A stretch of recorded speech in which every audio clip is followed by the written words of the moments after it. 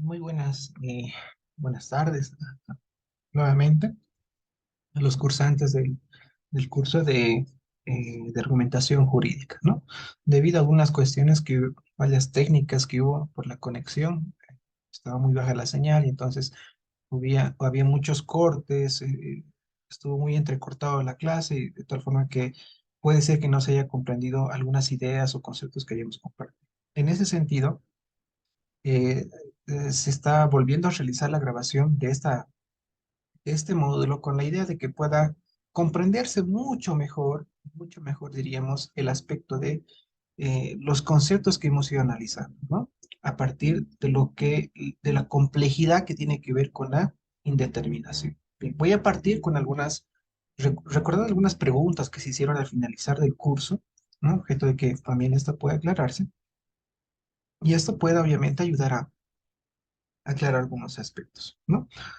Una de las últimas preguntas fue si es mejor, en vez de hablar de creación del derecho, hablar de la interpretación o un método de integración del derecho, ¿no?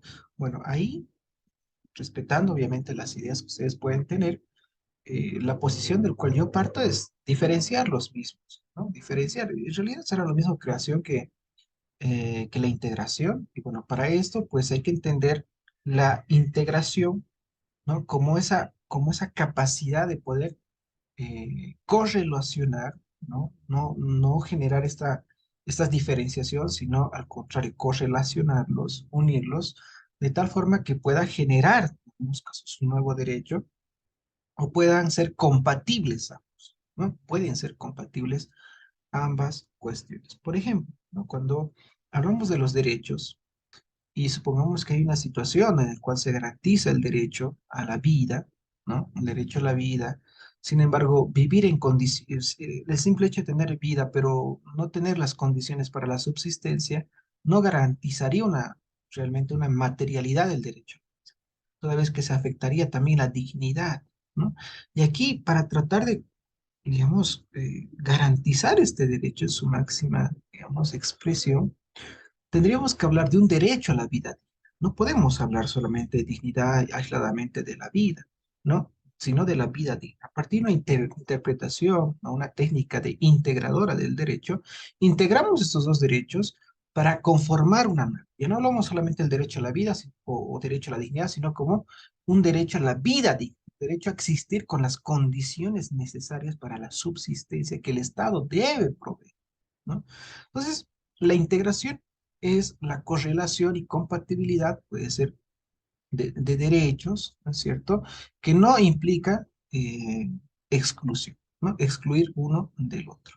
Otro ejemplo también que me pareció bien interesante para tratar de explicar esto de la integración es el hecho de un famoso caso de Estados Unidos donde vieron marchas de estas colectividades LGTBI y estas colectividades, bueno, salieron a marchar en ciertos días específicos y resulta que en estos días, en horas de la mañana, pues siempre salían a marchar, ¿no? Por centros escolares y esto obviamente generó también por parte de estos de los padres de familia, de estas escuelas, ¿no? Que reclamaran porque se estaba generando cierto furor debido a estas marchas donde se exhibía digamos, poca ropa, mejor dicho, y bueno, generaba cierta distorsión en la capacidad de comprensión de los niños, ¿no? Dado que eran escuelas. Entonces, lo que hizo el juez para resolver este caso es no generar o prohibir ninguno de los dos, es haber una manera de que ambos puedan satisfacerse ambos derechos, porque también estas colectividades tienen derecho a manifestarse, no tienen estas libertades que pueden expresar, pero también los menores de edad, digamos, se tienen que garantizar ciertos derechos, ¿no? Como el interés superior del niño, a partir de garantizar, digamos, que no se expongan a ciertas exhibiciones que puedan realizarse, ¿no? También viendo o protegiendo los derechos de estos menores. Entonces lo que hizo el juez es, bueno, hagamos una cosa, tampoco vamos a declarar o ordenar la prohibición de uno de los dos. Al contrario, vamos a compatibilizarlos, vamos a integrarlos, ¿no? De tal forma que se garantice el derecho de ambos. Con la diferencia de, ¿no? Esto estableció que estas colectividades podían salir a marchar, sí, ¿no? en ciertos horarios de la noche, ¿no? Donde los escolares ya habían salido de sus unidades educativas y no se iba a afectar ningún tipo de, ¿no? De algún tipo de, digamos, imagen, no sé, ¿no? Cual podrían exponerse estos menores de edad debido que estas marchas de estas colectividades muchas veces se hacían con, digamos, poca ropa, ¿no? Bueno, mm, y se garantizó el derecho de estas colectividades de los LGTBI y también de los menores. Por tanto, se aseguraba que durante las clases que ellos emitían o el horario en que ellos salían de las escuelas, no existían estas marchas y no iban a ser expuestos, ¿no? Y de las colectividades que tranquilamente podían marchar, pero en estos horarios para no afectar o direccionar o poder generar cierta confusión, bueno, ahí, ¿no? De los menores de edad, porque hoy están en etapa de formación, de recién comprensión sobre las cosas. Entonces, eso fue una manera de integrar ambos soluciones, digamos, de tal forma que no sean excluyentes. En cambio, la creación del derecho hablamos a partir de ciertas lagunas jurídicas, ¿no? Lagunas jurídicas donde no existe una norma, donde no vas a integrar, puesto de que no existe una norma que regule ciertas acciones, ¿no? No existe. Esto hablamos de lagunas normativas. O cuando puede ser lagunas axiológicas, que si bien existe una regla, no aplicas esa regla, sino aplicas otra solución distinta por considerar que no se ha tomado en cuenta cierta propiedad relevante del caso, ¿no? Entonces ahí hablamos de crear un nuevo derecho, ¿no? Crear un nuevo derecho, lo cual no implica integrar nada, no necesariamente integrar, sino crear algo nuevo, una nueva regulación que puede ser que no tome en cuenta a otras normas, ¿no? Que es un nuevo derecho a partir de ciertas particulares del caso. Ahora, entonces ahí podría yo encontrar una diferencia entre hablar de creación del derecho y integración del derecho, ¿no? Integración del derecho, lo cual la integración va a implicar no la exclusión de ninguno de los otros, sino integrar a partir de dos derechos o más derechos y formarlos uno solo, ¿no? Entonces, la creación no necesita necesariamente formar a partir de restos de otras normas, sino puede crear uno nuevo que no esté regulado, que no implique la unión de ningún derecho, ¿no? Puede ser otra nueva regulación. Entonces yo encuentro ahí un poco la diferencia, ¿no? La diferencia. Ahora bien, cuando Hart, y aquí yendo un poquito precisando, Hart habla de la famosa creación intersticial del derecho, en el sentido de que hay que precisar el concepto de creación del derecho. Y la creación del derecho no hay que tomarlo en el sentido absoluto o radical, diríamos, como aquella competencia que podría tener el juez de crear cualquier tipo de derecho, cualquier tipo de norma, porque si crearía cualquier tipo de norma, usurparía las funciones del legislador, no tendría sentido el legislador. Que puede crear cualquier tipo de norma es el legislador. Bien, diríamos de manera prima facie, ¿no? Puede crear cualquier tipo de norma. En cambio, el juez no podría crear cualquier tipo de norma porque usurparía competencias propias del legislador.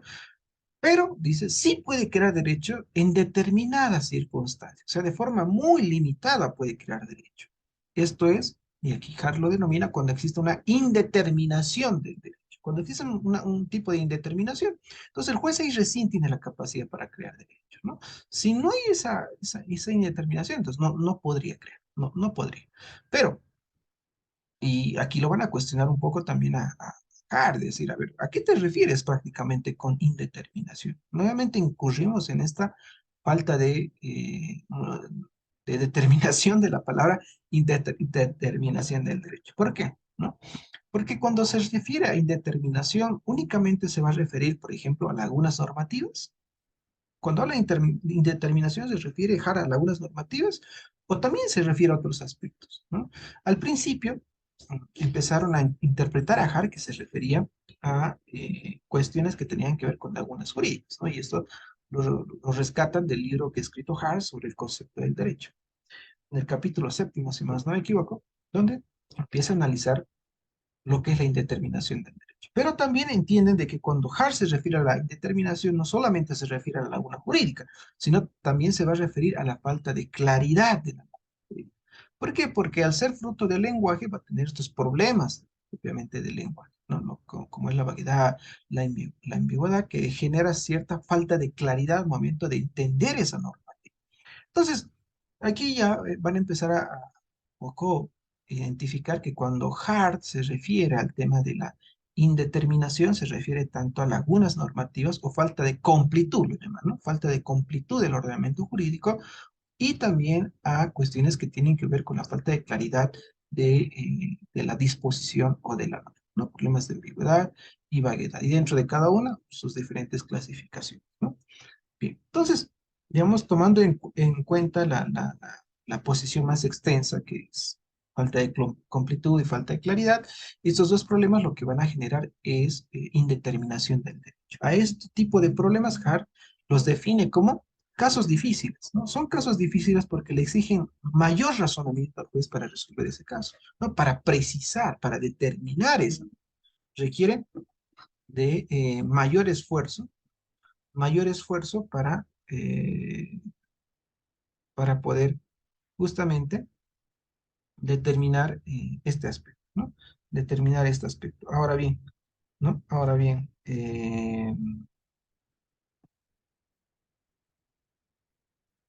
y otros problemas más implicaría, bueno, esta concepción, mejor dicho, de indeterminación del derecho, lo va a adquirir, no es que Kant crea este concepto de creación intersticial del derecho. El término intersticial lo va a adoptar de Oliver Wendell Holmes, ¿no? Que era este famoso juez norteamericano que sigue, que este juez norteamericano utiliza este concepto intersticial para referirse a que si el juez crea derecho, les sostiene y mantiene que sí, el juez crea derecho, pero lo hace de forma muy limitada, ¿no? Digamos, de una forma, no es que tiene una competencia amplia para crear derecho, que esta creación se va a deber a ciertas razones que puede deberse a falta de conflicto del orden jurídico. Entonces, lo que hace Hardy es agarrar esta idea que tiene Oliver Wendell Holmes a partir de lo que entiende por intersticial y lo adopta, y por tanto, por eso es que cuando Hart habla de la creación del derecho, habla de una idea de creación intersticial del derecho, es decir, una creación moderada que tiene el juez para crear el derecho en tales circunstancias, ¿no? Entonces, esta precisión hace para no justamente adherirse al concepto de creación en el sentido absoluto del derecho, es decir, que crea cualquier tipo de... No, no, al contrario, eh, no crea bajo estas circunstancias. Y además, dice, ¿no? Esta facultad de creación del derecho, ¿no? Intersticial del derecho, eh, lo adquiere, ¿no? Lo adquiere a partir de una intención que hace el legislador. O sea, el legislador lo que hace es intencionalmente darle esa facultad al juzgador, porque es el juzgador quien a partir del caso concreto, resuelve las problemáticas y por tanto aplica la norma. Y como la realidad es tan compleja, los casos son tan distintos, tienen tantos detalles, tienen tantas variables, obviamente, que va a ocurrir ciertos casos en los cuales el juez va a tener que crear derecho para resolver ese caso. Es por eso que el legislador crea el derecho de forma general, de forma abstracta. Esa es ¿no?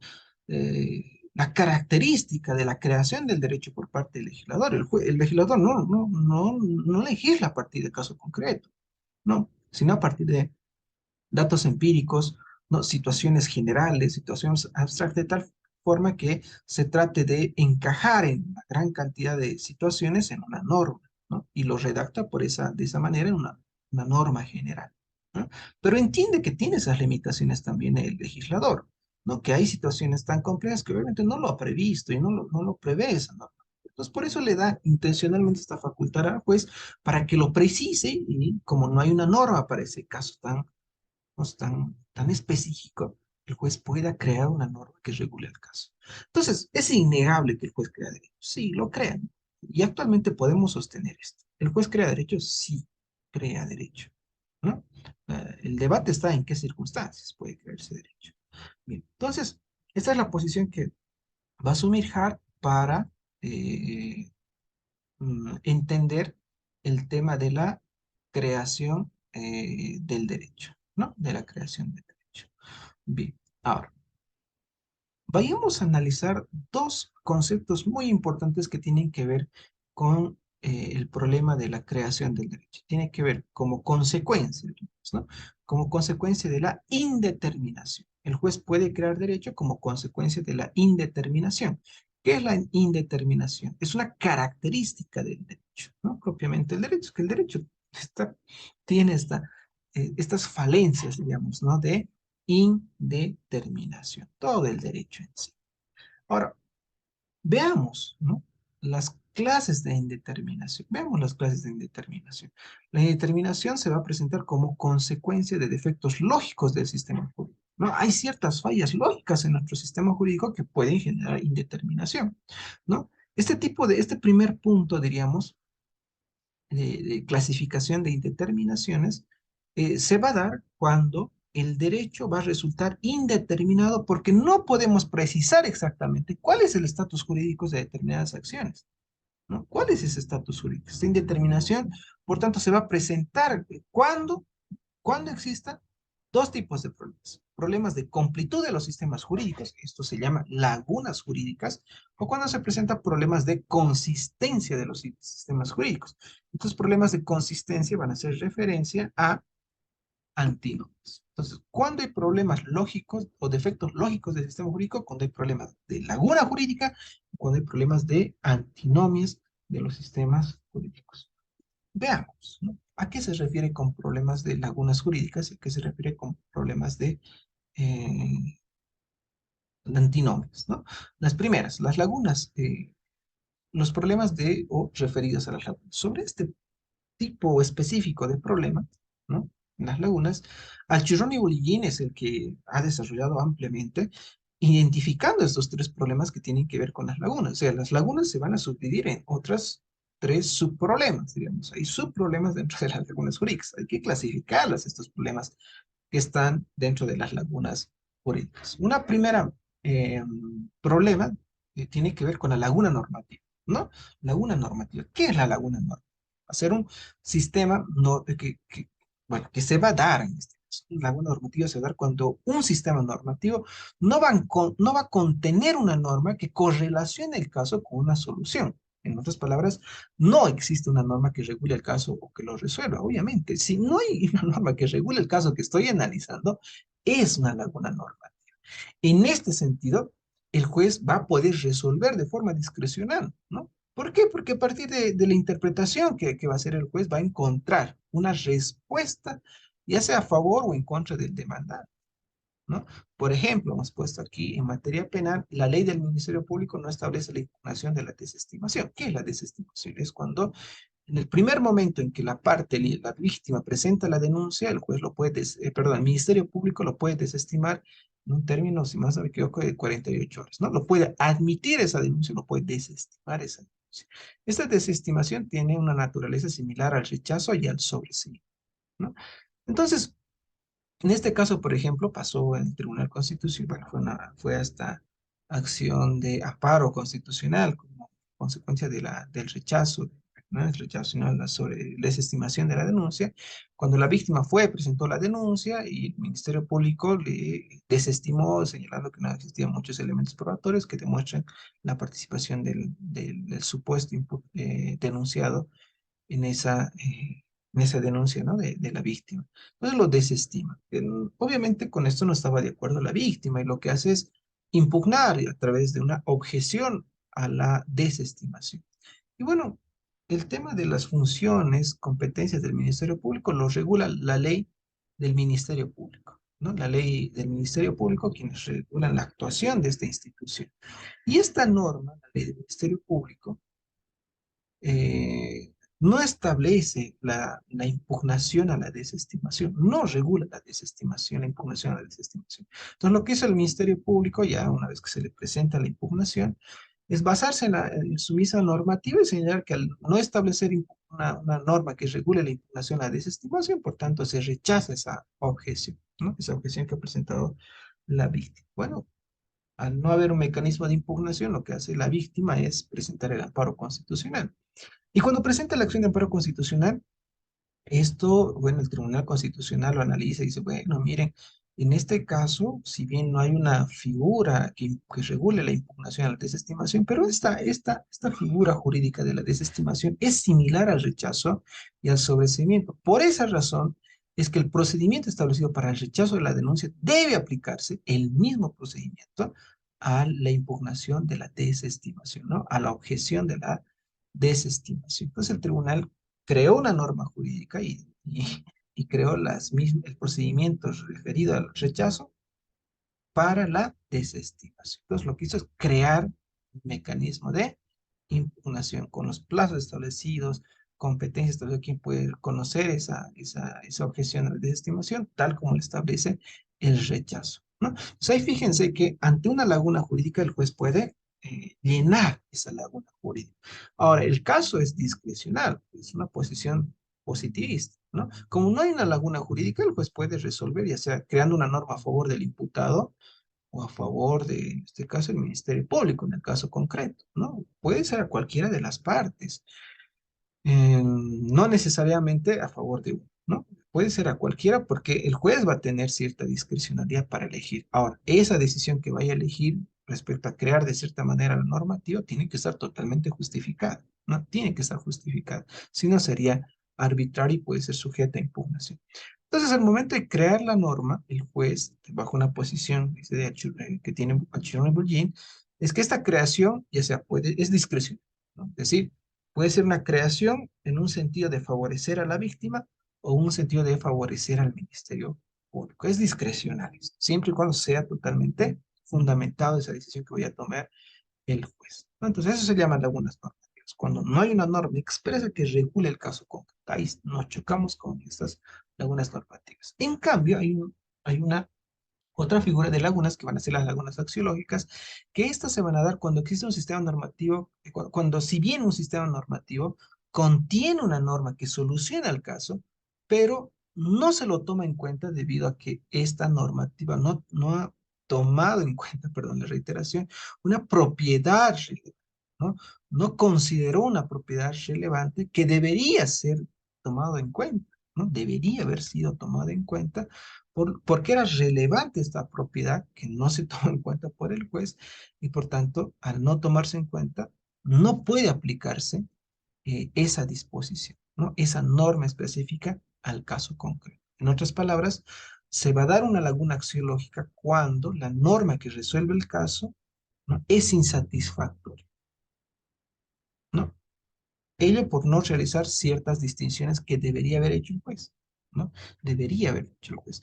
Esto hemos dicho en palabras comunes, es cuando yo no estoy de acuerdo con la aplicación de esta norma porque me parece, puede ser injusto, o sea, tengo una razón moral dentro de mí que me impida aplicar esa normativa. ¿Qué sé yo? A ver, imagínense en la posición de los nazis, ¿no? Ese régimen tan cerrado donde se permitía legalmente, se había regulado, crear centros de concentración y otras atrocidades más por los cuales ¿no? el ejército nazi se ha justificado al momento de cometer tales atrocidades. No es porque ellos lo quisieron, sino porque así habían regulado ciertas acciones y estaban amparados en la normativa.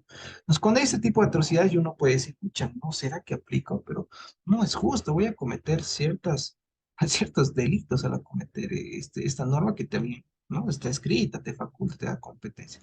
Entonces, un ejemplo bien claro sobre esto es el caso de Riggs versus Palmer. Riggs es caso norteamericano que cita un profesor famoso, Ronald Dworkin, y este profesor señala de que las normas, ¿no? Las reglas, en ciertos casos no van a aplicarse porque hay principios que están orientados a buscar soluciones más justas. Y en ese sentido son estos principios los que le van a dar coherencia, digamos, al ordenamiento jurídico para buscar una respuesta correcta y por tanto apegada a un criterio justo, ¿no? Entonces utiliza Dworkin el caso de Rick versus Palmer en el sentido de que Palmer era un nieto, ¿no? de un abuelo que bueno, sus padres fallecieron y se hizo cargo el abuelo de criarlo a Palmer, ¿no? Era un abuelo muy rico, con muchos recursos, mucha tenencia de dinero. Y bueno, la ambición de Palmer hizo que cometiera un ilícito. Planificó el asesinato de su abuelo con la finalidad de quedarse con la herencia del abuelo, dado que el ordenamiento jurídico de Estados Unidos en ese entonces únicamente regulaba el derecho a la herencia, ¿no? No regulaba causales de indignidad, diríamos, ¿no? Como actualmente existe esta regulación. Entonces, únicamente el derecho que existiera, el derecho a heredar, ¿no? Bueno, lo que hace Palmer es, bueno, planificar el asesinato de su abuelito y, por tanto, una vez que se descubre el hecho, le imponen una pena privativa a Palmer y al cumplir la pena privativa solicita reclamar, en este caso reclama el derecho a la herencia, ¿no?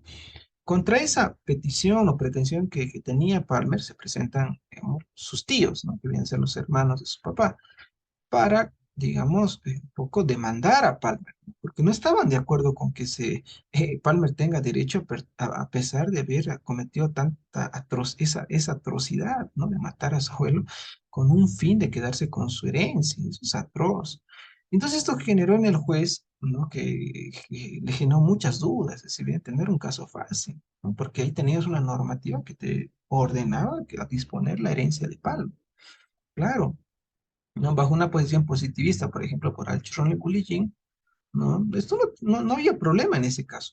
Se le tenía que dar la herencia a Palmer y las otras, digamos, razones que existían eran externas, no valían la pena, ¿no? Únicamente se tenían que tomar las razones objetivas y las razones objetivas aquellas establecían la norma. Y si la norma únicamente regula el tema de que todos tienen derecho a heredar, no se puede establecer ninguna excepción, porque tiene que aplicarse de forma llana, simple y llana el tema de la herencia, ¿no? A Palmer, así consideren todos que no estén de acuerdo.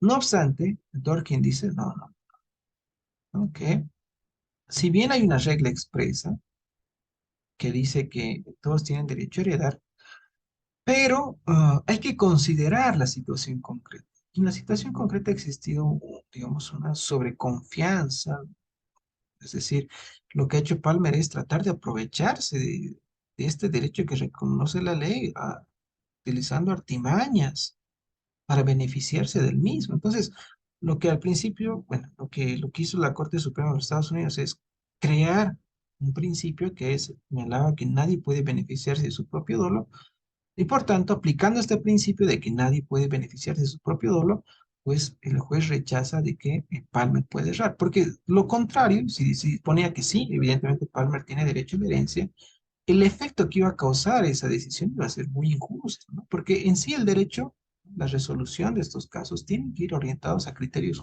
de justicia, buscar esa justicia. Y por tanto, todas las normativas tienen que acomodarse a este criterio de justicia, ¿no?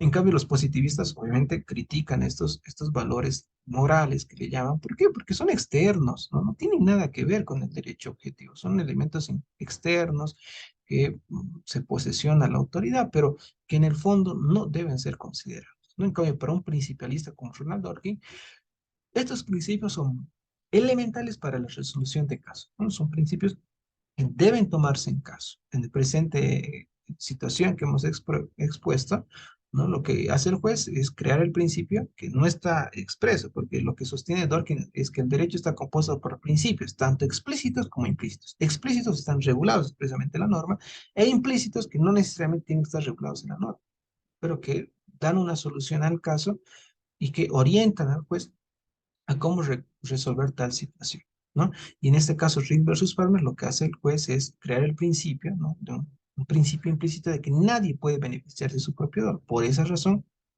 Palmer no tenía derecho a la herencia, ¿no? Y bueno, otro ejemplo que podemos traer a colación es en materia familiar. El Código de las Familias y el proceso familiar establece que las medidas provisionales no son susceptibles de impugnación, ¿no? Señala que no son susceptibles de impugnación, pero eso podría afectar el principio de doble instancia. No obstante, ¿no? No obstante, uno diría, si bien puede ser, ¿no? No esté de acuerdo con el principio de impugnación, es decir, que bueno, este principio no se va a aplicar porque afecta, hay un otro principio que es el principio de impugnación de doble instancia, y por tanto debe aplicarse este principio de doble instancia para que las medidas provisionales sean impugnadas y se garantice ese derecho a la impugnación. Entonces, ahí lo que haces es inaplicar esa regla. Claro, no inaplicas esa regla porque no estás de acuerdo, te suena muy injusto, no hay un criterio moral que te impide aplicar esa regla y aplicas un principio, ¿no? Agarras esos principios y esos principios son los que subsumes y te da una respuesta más justa, ¿no? Una resolución más razonable. Y por tanto, para aplicar de esta forma el derecho, el juez tiene que declarar la laguna axiológica, es decir, esta norma no voy a poder aplicarla por esta razón, ¿no? Otro caso es del niño que debería ir a un centro de acogida, que también se debe a casos de contexto que les había señalado, ¿no? Es que justo la norma regula de que cuando no hay ciertos parientes que se personen al proceso, no se debe disponer de forma provisional la guarda del menor, ¿no? En un centro de acogida, no provisional, hasta que encuentren a una persona que pueda hacerse cargo, tutor puede ser, o familiar de este menor de edad. Bueno, lo que en ese momento pasó situaciones bien digamos, sociales que generaron mucha crítica a este sistema de centros de acogida, porque se habían denunciado en la Ciudad de La Paz, ¿no?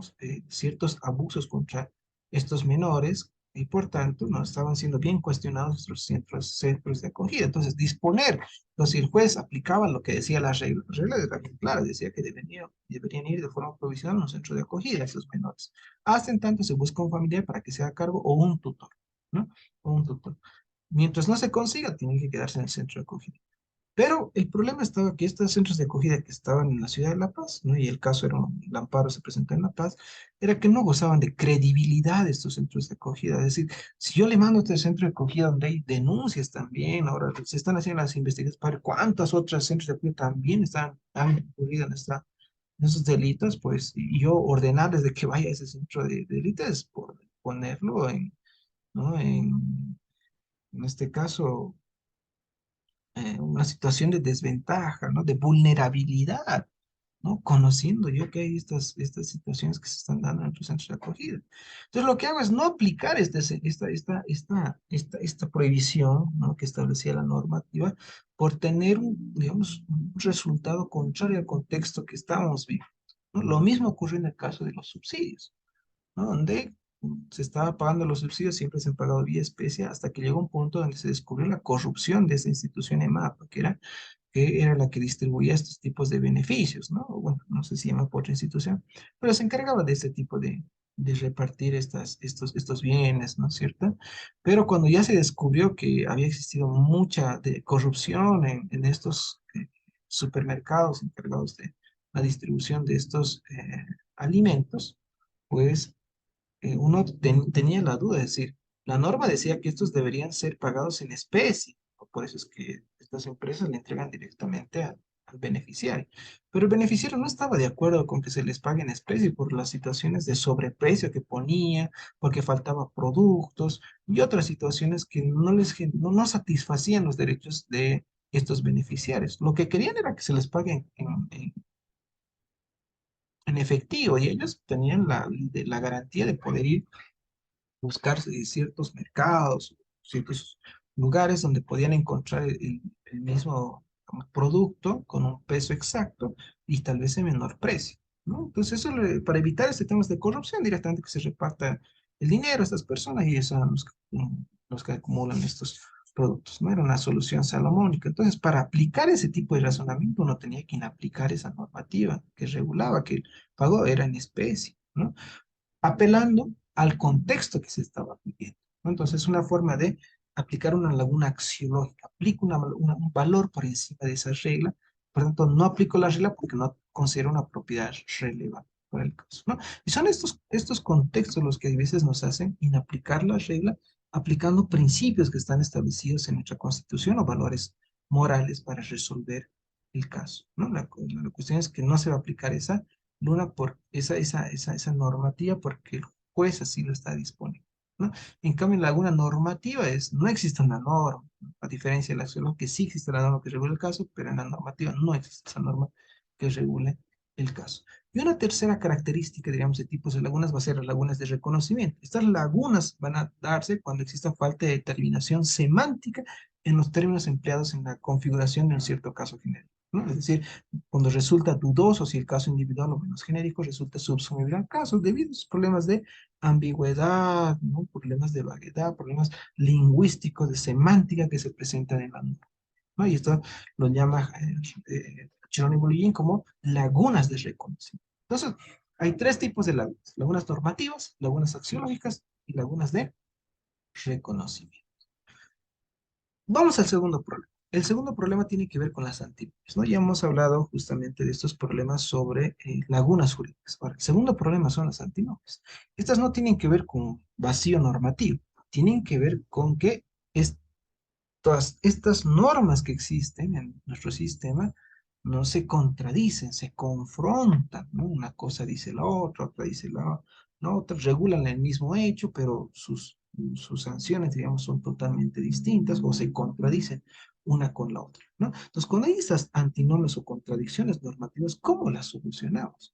Y aquí la solución va a partir de las metareglas, ¿no? Es decir, que existen ciertos criterios, estas metareglas van a ser criterios para solucionar este conflicto de incompatibilidad, ¿no? Y estos criterios van a ser lex superior, lex posterior y lex specialis, ¿no? Estos van a operar como una suerte de metareglas, que se había señalado, y que van a posibilitar la solución de la mayor parte de las antinomias mediante pautas proporcionadas por el propio derecho. Si tenemos, por ejemplo, dos normas jerárquicamente iguales, el cual señala N1, todos los funcionarios públicos tienen la obligación de entregar al juez penal cualquier documento solicitado por este, tenemos unas N2 que pareciera que lo anula la N1, ¿no? Porque la N2 dice, todos los funcionarios tienen prohibido entregar a cualquiera de los documentos calificados como secretos de los que tuviera conocimiento por razón de cargo, ¿no? Por razón de cargo. Es decir, que el segundo sí permite, ¿no? O perdón, prohíbe entregar documentación, ¿no? Que sea secreta. En cambio, la primera norma lo que hace es exigir, ¿no? Tiene la obligación de entregar al juez penal toda documentación. En cambio, en la norma 2 dice que no, que le está prohibida entregar esa documentación, porque puede ser documentación secreta o clasificada. Por esas razones pareciera que se anulan una de la otra. Ahora, ¿cómo resolvemos esta contradicción o antinomia?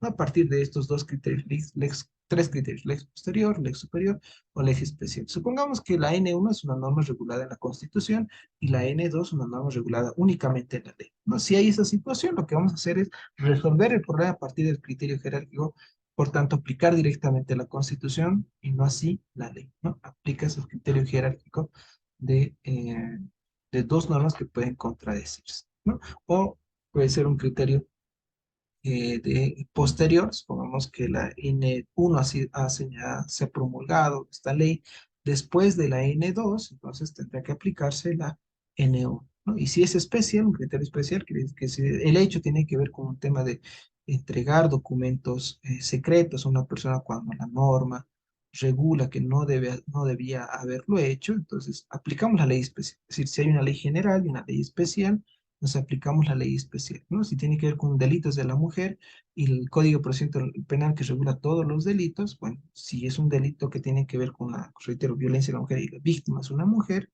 ¿no? Causada por este, o que se le ha presentado este tipo de denuncia de violencia contra el hombre, ¿no?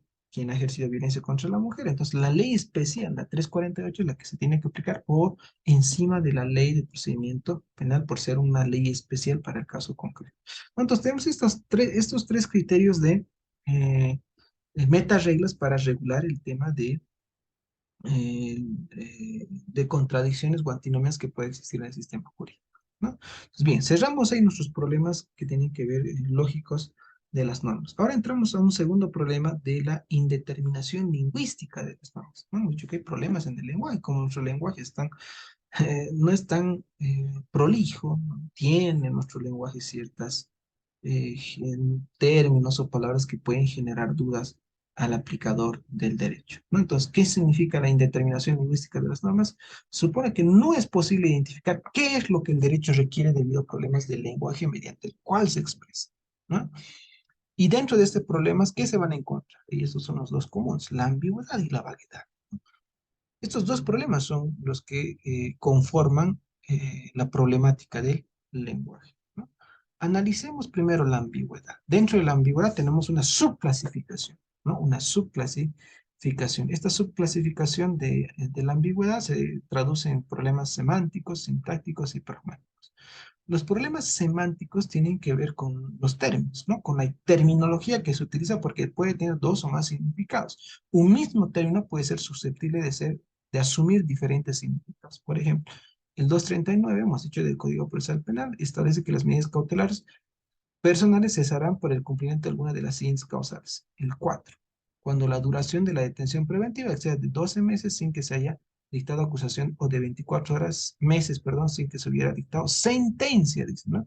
Eso es delitos de corrupción, feminicidio, trato y tráfico, asesinato, violación de niño, adolescente e infanticidio, ¿no? Entonces, hubo un caso que se presentó al tribunal y justamente era un delito eh, eh, de homicidio, ¿no? Un delito de homicidio contra un hombre, ¿no? No había aquí un delito de feminicidio, sino contra un hombre, y por tanto estaba detenido preventivamente más de 24 meses, más de 24 y no tenía sentencia con calidad de cosa juzgada. Entonces, esta persona pedía libertad, presenta su acción de amparo y o su cesación en este caso, ¿no? Y el juez no da curso, va en apelación, tampoco da curso hasta que va hasta la instancia constitucional. Entonces, en la instancia constitucional le dice el diputado, en este caso, que estaba detenido preventivamente más de 24 horas, que el juez no quiere cumplir el parágrafo 4, que es una disposición que ordena la cesación de detención preventiva cuando se excede más de 24 horas sin que se hubiera dictado sentencia. Y señor juez, aquí no hay sentencia con calidad de cosa juzgada. No presenta con esos argumentos el juez de garantías, pone a conocimiento del demandado esta acción que se había presentado, esta acción de defensa, y el demandado responde, dice, bien, no, está bien lo que dice la accionante, pero hay que tomar en cuenta que no está interpretando correctamente la norma, porque el numeral 4 se refiere a sentencia de primera instancia, y este señor tiene sentencia de primera instancia, ha sido ya condenado, pero si bien ha sido apelado, he ido hasta recursos de casación, pero ahí está ahí todavía pendiente de resolución. Lo que sí es que se ha dictado sentencia de primera instancia antes de finalizar los 24 meses. Entonces, esto obviamente iba a mantener que se siga con detención preventiva el imputado, ¿no? Entonces, presentaron la acción de amparo y ¿cuál fue el problema en esta normativa? Fue la interpretación de la palabra sentencia. Si por sentencia se tiene que referir a sentencia de primera instancia o se refiere a sentencia con calidad de cosa juzgada. Entonces, el tribunal interpretó, utilizó varios principios y al final llegó a la conclusión de que la palabra sentencia, que era el término que era ambiguo, perdón, el término que era ambiguo, que generaba problemas en el juzgador, era que debía entenderse por sentencia como calidad de cosa juzgada, no como sentencia de primera instancia. Es decir, que concedió la tutela, benefició al accionante que había denunciado la incorrecta interpretación de legalidad con relación a un problema semántico que tenía que ver con el término sentencia, ¿no? Esos son los problemas semánticos. En cambio, los problemas sintácticos van a ser un tipo de ambigüedad que va a afectar la estructura lógica de los enunciados, es decir, al modo en que las palabras son conectadas o están conectadas entre sí. Obviamente hay una estructura, hay un orden de las oraciones, ¿no?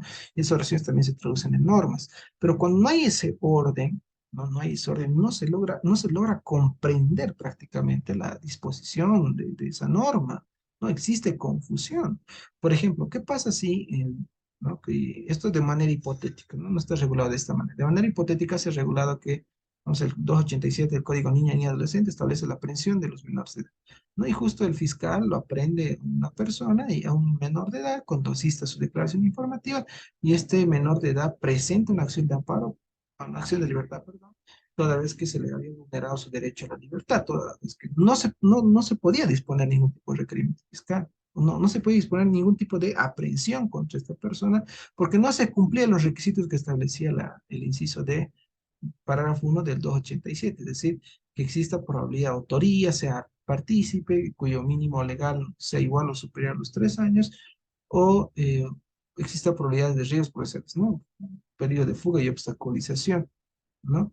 Y o su inasistencia. Entonces, esta palabra y o es lo que genera confusión en la estructura justamente de la disposición, porque si interpretamos la palabra y, va a ser como un conector que te exige cumplir con todos los requisitos, en absoluto.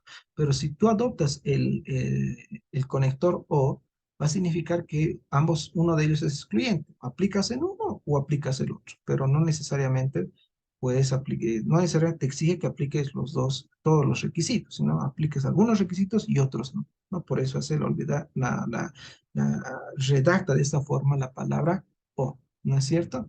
Entonces, esta estructura puede generar problemas de interpretación al juzgador. Le genera un problema más cognoscitivo de poder captar más, interiorizarse más, ¿no es cierto?, para poder responder a, a este problema semático que tiene que ver con, con problemas sintácticos, ¿no?, de la ambigüedad.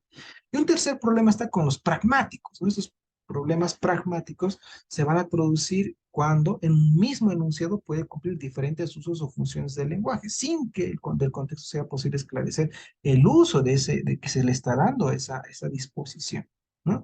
Por ejemplo, corresponde al decano convocar a la junta de la facultad. Esto puede tener diferentes usos, como la primera, ¿no?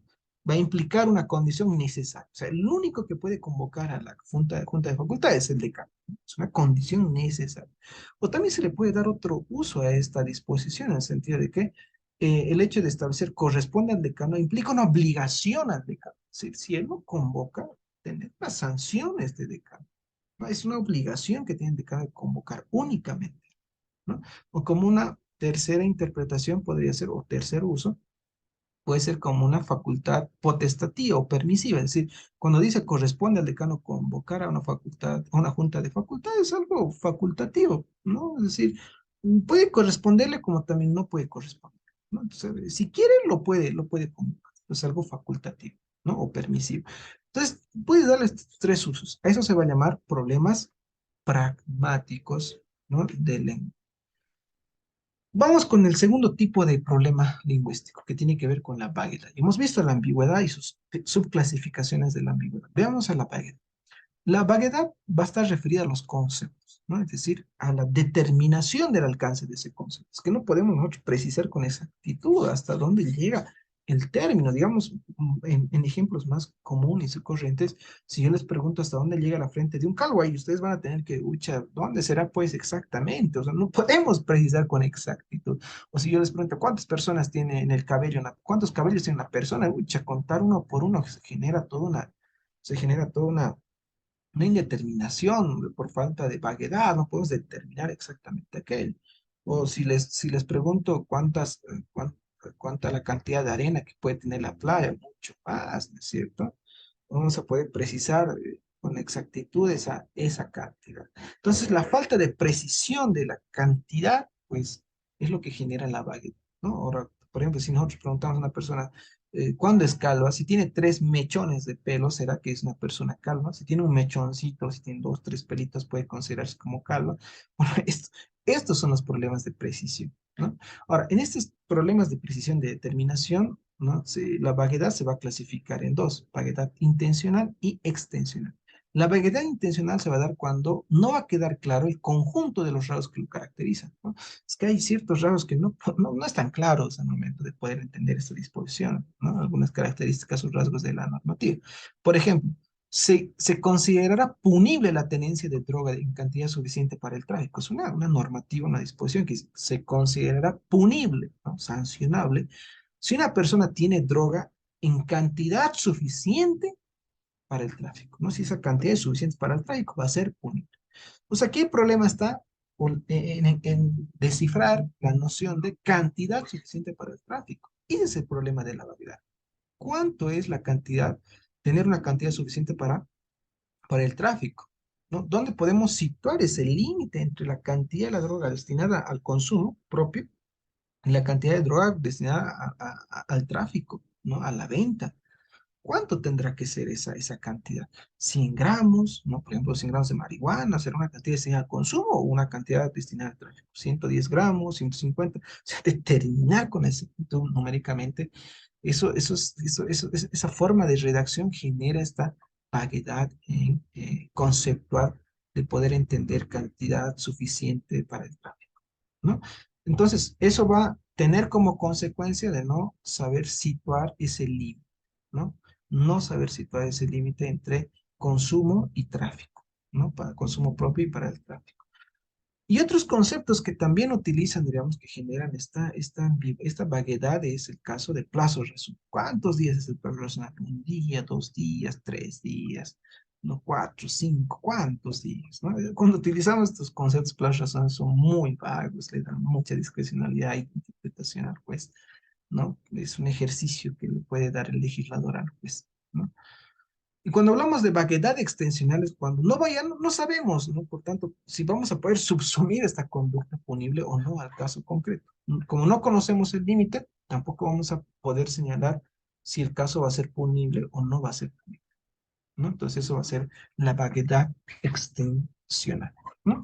Entonces, estos son los problemas que tienen que ver con ambigüedad y vaguedad, que hemos dicho son problemas de lenguaje, ¿no? De lingüístico de las normas. Ahora, hay un tercer problema, ¿no? Y este tercer problema tiene que ver con los conceptos jurídicos indeterminados. Los conceptos jurídicos son aquellos que dan, digamos, perdón, una amplia criterio de interpretativo al juez, ¿no? Y por tanto, estos obviamente van a generar desacuerdos, como Dworkin lo llama, políticos o morales, que pueden dar a lo que se denomina conflictos interpretativos, ¿no? Este tipo de conceptos que están plagados en el ordenamiento jurídico. Tiene muchos conceptos de estos que son muy indeterminados, ¿no? Que genera posibles desacuerdos sobre la definición de estos conceptos, ¿no? Por tanto, en este tipo de conceptos, el legislador renuncia a introducir propiedades descriptivas, que no te dice exactamente qué podemos entender por eso. O sea, no te describe esas características para tener claro la figura de la norma, ¿no? Y remite esta tarea al aplicador del derecho para que pueda esclarecerlo, ¿no? A partir de consideraciones basadas en juicios de valor que pueda tener el juez, ¿no? ¿Cuáles son estos juicios de valor? A partir de esos juicios ya determine estos conceptos que tiene el sistema jurídico, ¿no? Por ejemplo, ¿a qué consideramos un trato degradante e inhumano? ¿No? El juez te regula la norma que está prohibido todo tipo de trato cruel e inhumano o degradante. Ahora, pero ¿qué características tiene que cumplir para subsumir un trato inhumano o degradante? Por ejemplo, si un profesor le da un pinchacito en su dedo del estudiante, podría considerarse un trato inhumano o degradante. Si un profesor le grita, bueno, no le grita, sino si le habla un poco reprimiendo al menor por una falta que ha cometido, puede ser considerado un trato degradante o inhumano. Entonces, ¿a qué vamos a considerar?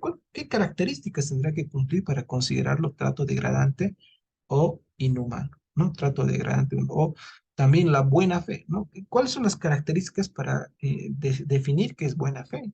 ¿No? Y por tanto, subsumir al caso, ¿no? La diligencia de un buen padre de familia. ¿Cuáles son las características del buen padre de familia? ¿No? Entonces, el juez no define, perdón, el legislador no estableció las características de estas definiciones o conceptos. El juez es el que tiene que dar a partir, dice, de juicios de valor que va a poder otorgar el juez, ¿no? Que es el vivir bien también. Son conceptos que no se definen las características para poder comprender realmente qué quiso el legislador o el constituyente al poner ese tipo de conceptos en la normativa, ya sea ley o constitución, ¿no? O los derechos fundamentales también, ¿no? Hay ciertos derechos fundamentales, obviamente son generales, son abstractos, que no nos establecen las características exactas para poder determinar con precisión estos derechos fundamentales, ¿no?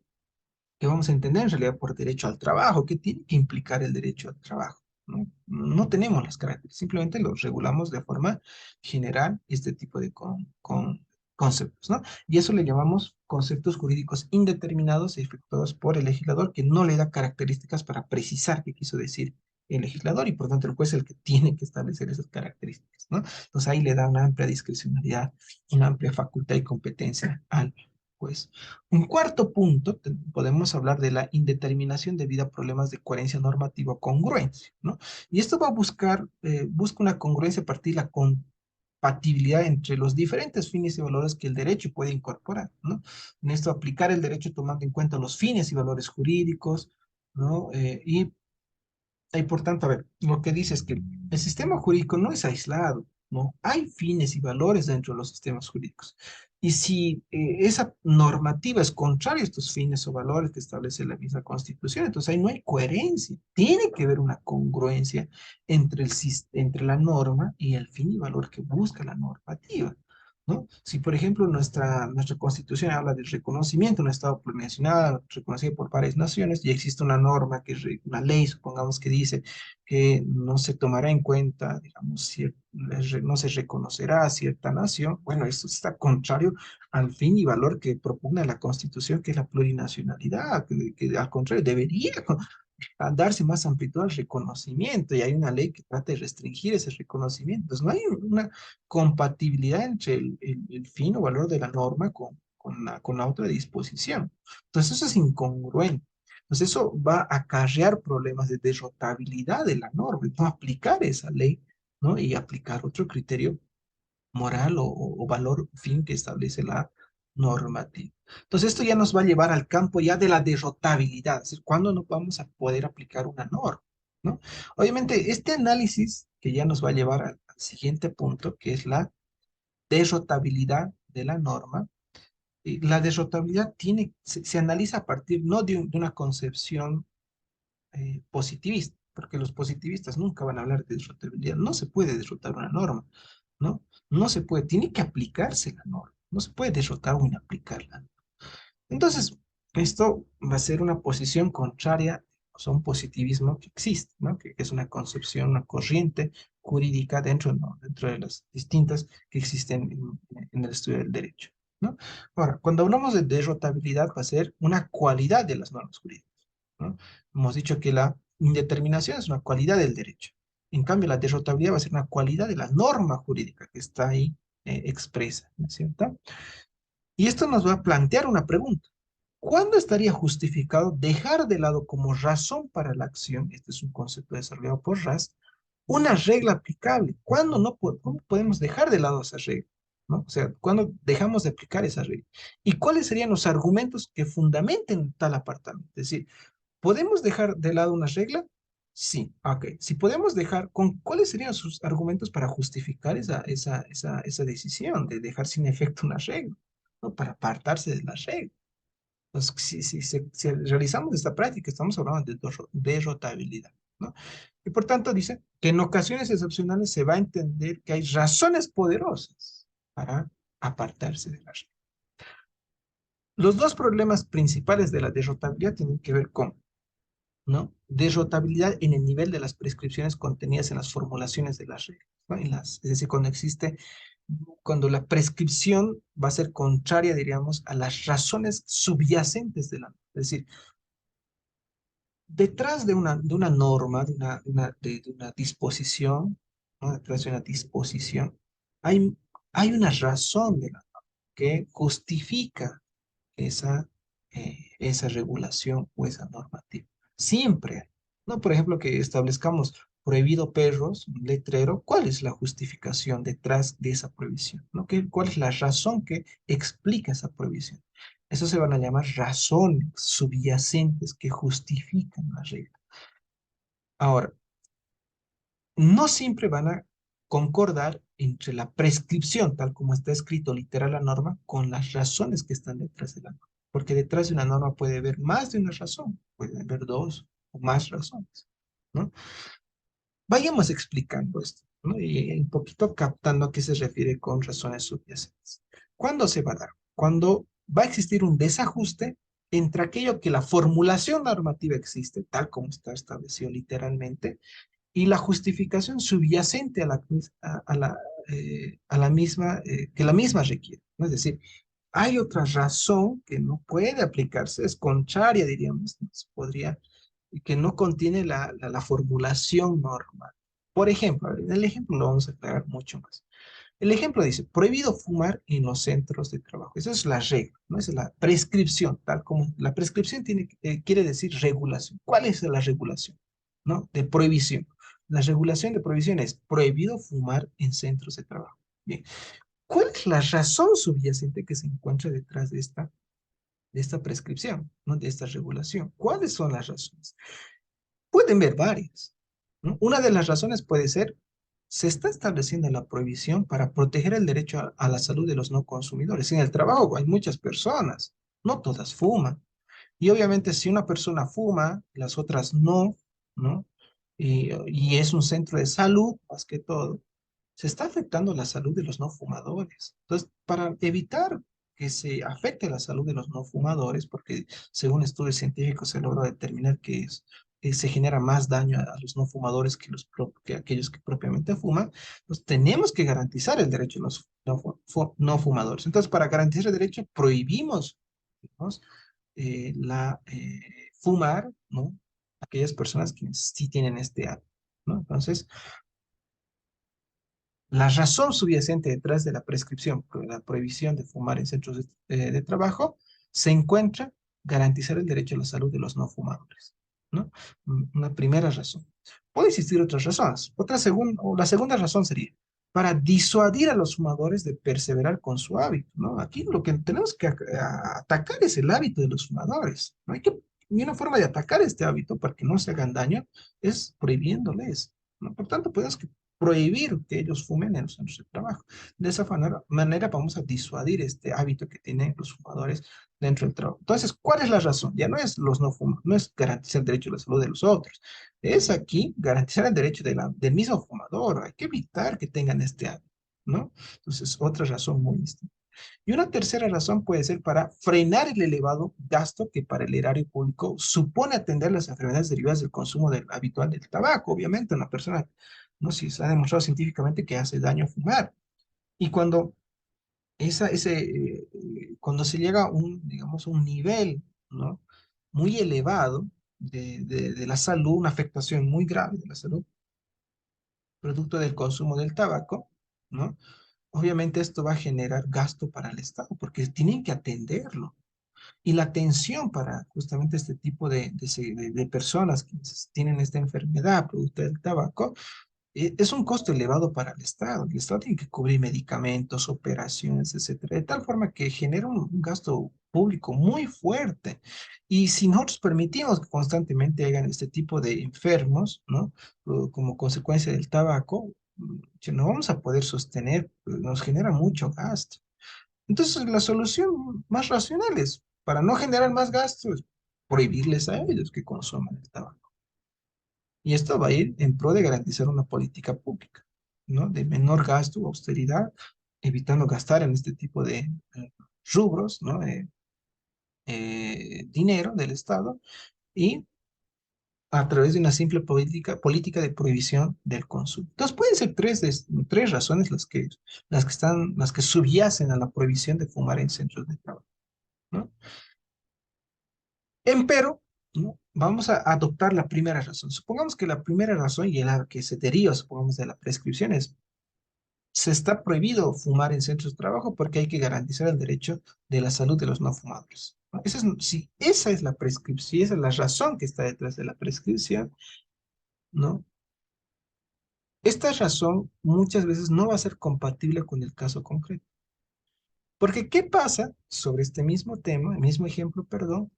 Si un empleado de la empresa que está en su trabajo, ¿no? Trabaja atendiendo llamadas telefónicas, obviamente de la compañía, en horarios fuera de oficina, donde los empleados ya no están trabajando, ¿no? Es decir, horarios fuera del horario de oficina de los demás empleados, ¿no? Si vamos, se trabaja de 8 hasta las 4 de la tarde o de 2:30 hasta las 6 de la tarde, o 6:30, entonces este trabajador, este tipo de trabajador, comienza su trabajo después de las 6:30, donde ya no existen, ya no están trabajando los demás empleados, ¿no? ¿Y cuál es su trabajo? Simplemente atender la línea telefónica, ¿no? Atender la línea telefónica donde solamente está él y su oficina, y solamente trabaja él en su oficina y por tanto se pone a consumir tabaco dentro de su oficina. La pregunta es, ¿podrá aplicarse esta regla de prohibición y por tanto sancionarle por estar fumando dentro del horario de trabajo, obviamente, de esta persona? Claro, evidentemente, solo no hay ninguna persona alrededor de ese empleado, ¿no? Entonces, aquí podemos encontrar una excepción a la regla. O decir, perdón, aquí lo que vamos a encontrar es que el caso concreto no se subsume la razón subyacente, la primera razón subyacente que expresa la prohibición, ¿no? ¿Por qué? Porque la prescripción contenida en la formulación de la regla que establece la prohibición de fumar en centros de trabajo se extralimita, ¿no? Respecto a la justificación subyacente. Esto permite que es un caso fuera del alcance de la regla, ¿no? Entonces, si las razones de la prohibición es proteger el derecho a la salud de los no fumadores, no le puedo yo sancionar a este empleado que no está afectando la salud de ninguna persona no fumadora, porque no hay nadie se está inhalando ese humo que está emitiendo esta persona que está fumando, ¿no? El tabaco, no hay nadie. Entonces, no le podría aplicar a este caso concreto esta prohibición porque no se encuentra dentro de la razón subyacente, ¿no? Y esto ocurre mucho porque digamos, los casos, las situaciones, el hecho prácticamente es tan complejo, tiene tantas variables que no necesariamente pueden subsumirse dentro del caso, ¿no? Entonces, para hacer esta distinción tenemos que encontrar las razones. Y si dentro de esas razones no puede subsumirse el caso concreto, entonces no podemos aplicar la prohibición. ¿Cómo? No podemos aplicar la prohibición y por tanto la sanción en el caso señalado, ¿no? Reitero. ¿Por qué? Porque esa prescripción contenida, prohibido fumar en los centros de trabajo, se extralimita respecto a la justificación subyacente que permite. ¿Cuál es la justificación? Es proteger el derecho a la salud de los fumadores. Y si no se afecta a los no fumadores, entonces no tendría por qué aplicarse esta prohibición, ¿no? Entonces, a partir de eso, nos permite, en este caso, no poder aplicar la prohibición, la prescripción al caso concreto, porque el caso concreto no se encuentra dentro de las características subyacentes o las razones subyacentes de esta prohibición, ¿no? De esta prohibición. Entonces, toda regla puede ser que tenga una, dos o más razones. Y si esa razón que se aplica, sea, digamos, descrito del caso, ¿no? No puede o no es coherente con el caso concreto, no se le puede aplicar, ¿no? Porque no está contemplado dentro de esa razón. En cambio, puede pasar otro tipo de situación que también puede justificar, digamos, en este caso, la no aplicación de la prescripción, pero por otra razón, ¿no? ¿Qué pasa en aquellos casos en los cuales se da un ensayo clínico que se puede llevar a cabo en un hospital, ¿no? Un ensayo clínico, es decir, un ensayo experimental, destinado a mostrar la cantidad de humo que puede inhalar un sujeto no fumador, ¿no? Que obviamente comparte un mismo espacio cerrado con un fumador, ¿no? Es decir, aquí es un ensayo, entonces lo que hacen para experimentar es, veamos, las consecuencias.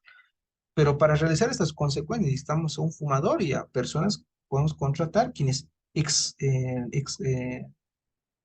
inhalen ese humo dentro del mismo ambiente, ¿no? Ahora la pregunta es, ¿se puede aplicar esta prohibición a este experimento que se está realizando, este ensayo clínico?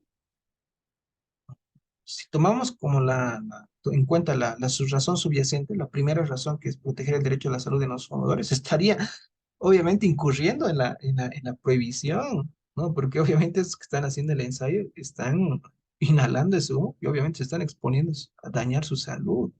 Es más, es la única manera que se puede medir el grado de afectación a la salud de los no fumadores. Entonces, para realizar este ensayo, obviamente van a incurrir en esta prohibición. Ahora, no obstante que incurre en la prohibición, ¿no? No obstante que incurre en la prohibición, este ensayo, que si bien pone en peligro la salud de los no fumadores que participan en ese experimento, ¿no?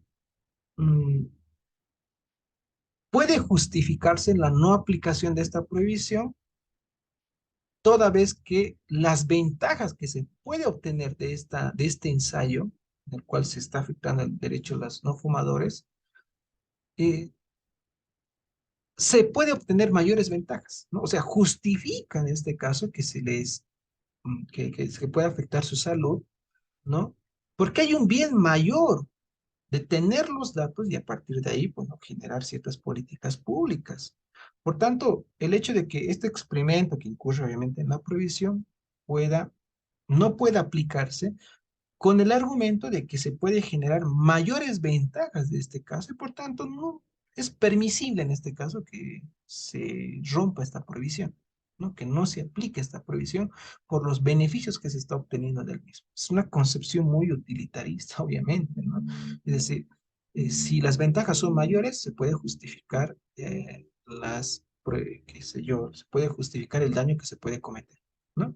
Entonces, eh, el caso, ¿no? En el que se aplica la prohibición, que si bien la prohibición, en este caso, debe aplicarse a este ensayo que se está realizando, pero tenemos que hacer una excepción, ¿no? Tenemos que hacer una excepción. ¿Por qué? Porque si bien el caso y las razones se subsumen dentro de la prohibición establecida, pero existe un bien mayor que hay que tratar de garantizar, ¿no? Y es justamente los resultados que van a encontrar como consecuencia del experimento o el ensayo clínico que se está realizando. Entonces aquí lo que se hace es no aplicar la prohibición debido a una excepción que se tiene que hacer, ¿no? No aplicamos como una excepción.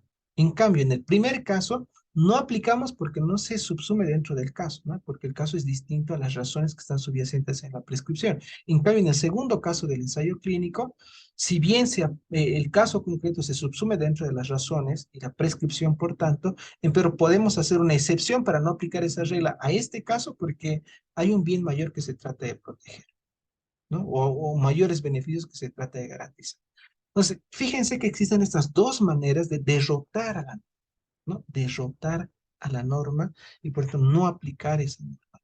Puede ser por las razones subyacentes o haciendo excepciones, garantizando un bien, digamos, un bien mayor, entre comillas, ¿no? Entonces, eso se va a llamar la derrotabilidad en el nivel de las prescripciones contenidas en las formulaciones de la regla. Entonces, separamos.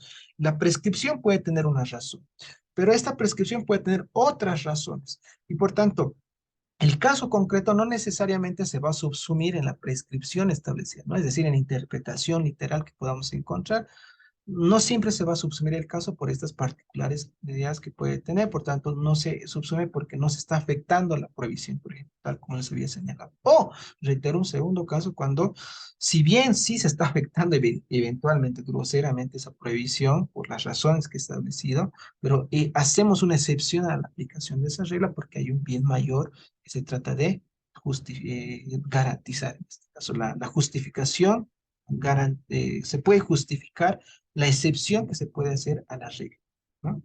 A eso se llama la derrotabilidad en el nivel de las prescripciones contenidas en las formulaciones de las reglas.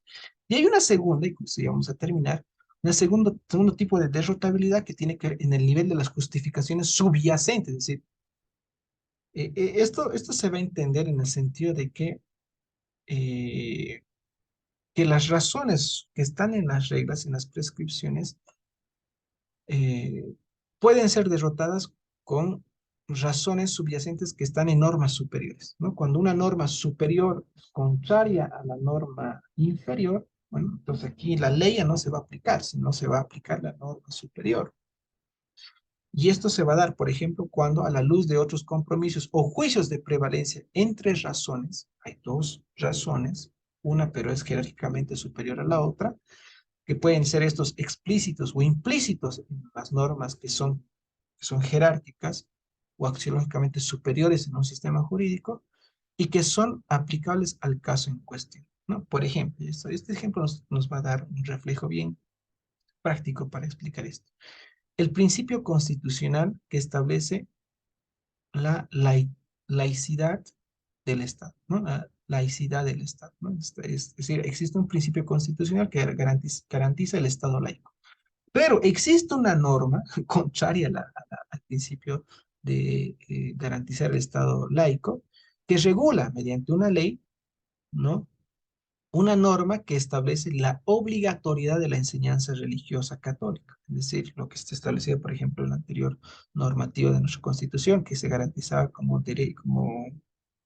la religión, ¿no? La católica, apostólica y romana, ¿no? Entonces, ¿qué pasa? ¿Qué pasaría si nuestra Constitución reconoce el Estado laico y existe una ley vigente actual que reconoce o garantiza la obligatoriedad de la enseñanza religiosa católica, ¿no? Entonces, aquí vamos a tener dos, vamos, razones subyacentes, pero que se encuentran en normas diferentes, jerárquicamente diferentes, una en la Constitución y una en la ley. Entonces, ¿cuál tendríamos que aplicar? ¿No? Entonces, la razón que está, que si bien que uno es principio y el otro es regla, ¿no? La norma que está regulada, que reconoce el Estado laico, es un principio constitucional, por tanto es trato general, ¿no? En cambio, la regla que está establecida en la ley es algo, una regla bien específica, concreta, que dice la obligatoriedad de la enseñanza religiosa católica. Por tanto, en las escuelas deben enseñar. O sea, la razón es bien clara que la religión católica debe ser enseñada en las instituciones, ¿no? De enseñanza. En cambio, el principio que reconoce el Estado de laicidad o el Estado laico no te dice que deben enseñar, ¿no es cierto? O cierta religión, no debe preferirse ninguna. Lo regula como un principio. ¿no? Y estos principios hemos dicho que son susceptibles de interpretación y darle distintos sentidos o se pueden encontrar diferentes razones subyacentes.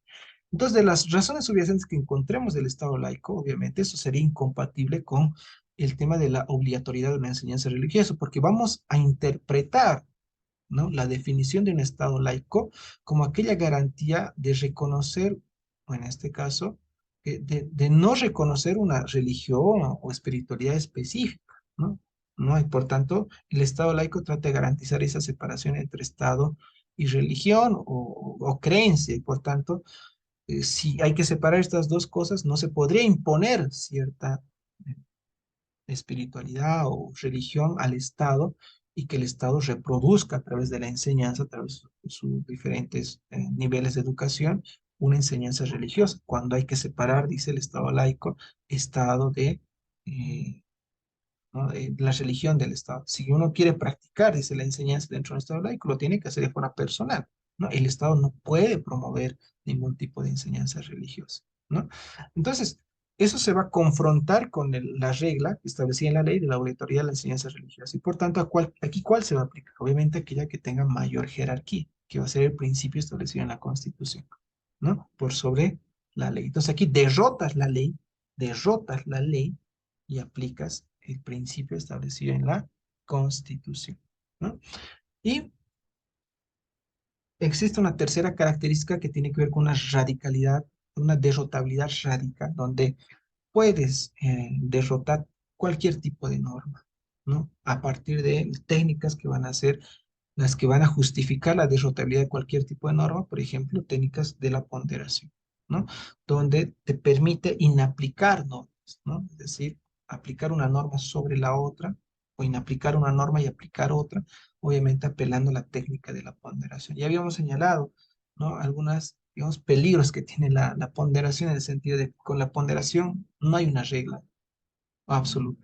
Todas las reglas se pueden derrotar. De tal forma que si existe en la Constitución la prohibición de la tortura, esa prohibición de la tortura puede ser sujeta a ponderación y, dependiendo del caso, poder ser derrotada esa prohibición y permitir la tortura en este caso concreto, ¿no? Y por tanto, no tendría sentido la prohibición establecida en una normativa. Son peligros, ¿no? Pero pues son extremos, diríamos, pero también pueden ser utilizados de forma razonable estas técnicas de la ponderación para derrotar reglas, ¿no? Para derrotar reglas apelando a los principios. Entonces, esto es lo interesante de la temática justamente de la indeterminación. Pues los problemas que nosotros encontremos en la normativa a partir de la redacción, problemas de ambigüedad, de laguna jurídica, problemas de antinomias que pueden existir en la norma jurídica, problemas de claridad, porque hay problemas lingüísticos de ambigüedad y vaguedad, que nosotros necesitamos precisar aquello y por tanto nos exige criterios interpretativos para darle el sentido a esa normativa, ya sea que seamos autoridad jurisdiccional o autoridad administrativa. Cualquiera de las dos, ambas interpretan el derecho. No, no, la diferencia es que algunas interpretan normas referidas ¿no?, a normas jurisdiccionales y otras normas referidas a la parte administrativa. Ambas interpretan estas normas y ambas adolecen de estos problemas lingüísticos y de completud de un sistema jurídico. Entonces, cuando existen esos problemas, el juez, la autoridad administrativa o la autoridad jurisdiccional, es el que tiene que dar esta determinación del derecho, dar seguridad, porque no puede apelar al sentido de decir, no hay una norma que regule su caso, eso sería denegar acceso a la justicia, ¿no? No, no hay, tiene que dar una respuesta objetiva, ¿no? Que ya sea rechazando o aceptando la petición, pero justificando esa decisión, ¿no? Y si no está de acuerdo, bueno, aquí las partes, los que sean afectados, ya sea el administrado o las partes dentro del proceso ordinario, impugnar esa decisión y señalarle al juez cuáles han sido los errores interpretativos que ha cometido al momento de interpretar toda norma que no tenía problemas de ambigüedad o vaguedad o completud, etcétera, que hemos ido señalando. Entonces les damos la herramienta, corregimos eso para que en apelación, ¿no?, nos den la razón, ¿no? Nos den la razón producto del ejercicio que hemos hecho, identificando la interpretación de la normativa, porque hemos dicho, la normativa tiene estos problemas, ¿no? Obviamente no es todo el orden jurídico, son casos muy excepcionales, son excepcionales que se van a convertir en casos difíciles, y es esto lo que tenemos que enseñar. ¿no? Pero si fueron casos fáciles de simple subsunción, obviamente ahí no hay mayor problema, ¿no? Ahí tenemos que aprender mucho. Sino los problemas y casos difíciles que nos exigen tener mayor, como les digo, mayor capacidad, ¿no? Capacidad de identificación de estas problemáticas de la indeterminación y por tanto tener respuestas a partir de la interpretación para solucionar este tipo de casos y exigir a la autoridad, ¿no? A la autoridad. Entonces, bueno, entiendo que han existido muchas preguntas respecto a la acción de amparo constitucional, qué puedo hacer en mis casos, pero traten de abordarlo si tienen estos problemas de indeterminación de la norma desde esta perspectiva, ¿no? Desde esta perspectiva de la indeterminación normativa, cuando tengan estos problemas específicos, ¿no? Son interesantes porque son los que mayormente nos generan muchos problemas, más o menos si somos administradores o servidores públicos y la norma no es tan clara y tenemos que hacer este ejercicio para poder dar certeza al administrado, ¿no? Al administrado o al autor o a las partes dentro del proceso ordinario, ¿no? Bien, yo me quedo acá, he hecho una grabación para aclarar con mayor amplitud, ¿no? Si han existido algunas faltas de claridad debido al audio que se ha visto entrecortado para subsanar estos problemas, ¿no? Subsanar estos problemas. Así que mil disculpas por los problemas técnicos, a veces no son parte de, no es intencional, ¿no? Al contrario, sale fuera de nuestro alcance, pero pueden ser eh, eh, resueltos, ¿no? A través de diferentes maneras, tal vez en este caso de forma posterior, ¿no? Entonces, realizo esta grabación con esa finalidad y ustedes pueden tener una mayor claridad sobre algunas cuestiones que tal vez no se han escuchado. ¿Sí? Muchas gracias y hasta en otra oportunidad a todos con ustedes, ¿no? Gracias.